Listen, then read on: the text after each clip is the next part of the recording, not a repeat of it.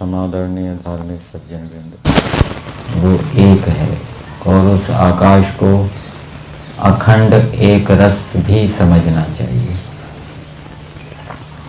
उस आकाश को हम खंड खंड नहीं कर सकते। जल के तो हम विभाग कर सकते हैं, वायु के विभाग कर सकते हैं, पृथ्वी के विभाग कर सकते हैं, परंतु आकाश का विभाग नहीं कर सकते।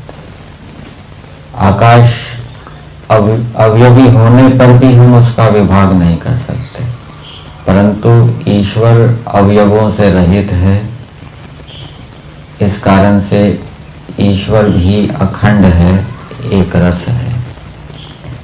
ऐसा जो परमेश्वर है उसके विषय में वेद के अंदर बताया गया है कि वो परमेश्वर प्रहेता है, अप्रहितम है, अर्थात सबको प्रेरणा देता है, लेकिन स्वयं ईश्वर को प्रेरणा देने वाला कोई नहीं है।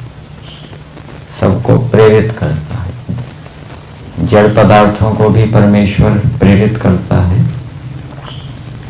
और चेतनों को भी प्रेरित करता है। जड़ पदार्थों को प्रेरित करके उनको नियमों में चलाता है। परमेश्वर से प्रार्थना की गई है कि हे परमेश्वर, देवान इह वह। कुछ मनुष्य ऐसे होते हैं जो सारा जीवन बीत जाता है लेकिन एक दो अच्छे गुणों को भी धारण नहीं कर पाते। पिछले जन्मों से संस्कार के रूप में अच्छे गुण विद्यमान होते हैं, लेकिन नए गुणों को धारण करने अथवा किसी दोष को छोड़ने में जीवन चला जाता है, लेकिन वो उस एक दो नए गुण को या एक दो दोषों को छोड़ नहीं पाते।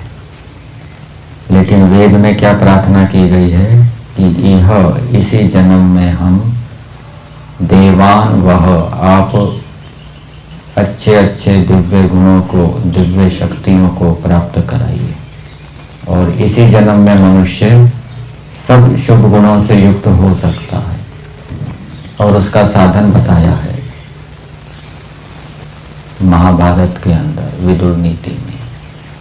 आ जन्म मरणात् यस्तु ब्रह्मचारी भवेत् इह न तस्य किंचित प्राप्यम अस्ति इति नराधिप विद्धि, कि जो जन्म से लेकर मरण पर्यंत ब्रह्मचारी रहता है उसको कोई भी शुभ गुण प्राप्त नहीं होगा।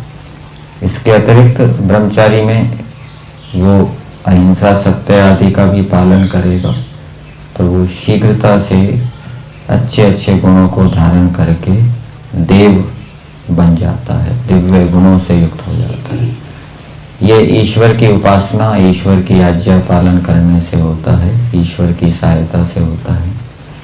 और परमेश्वर सहस्रम ऋषि भी सहस्कृतः, हजारों ऋषियों ने जिस परमेश्वर को साक्षात्कार किया है, सहस बलपूर्वक, धैर्यपूर्वक जिसका साक्षात्कार किया है, और जो परमेश्वर हमारी दुर्भावनाओं के संस्कारों को शिथिल कर देता है,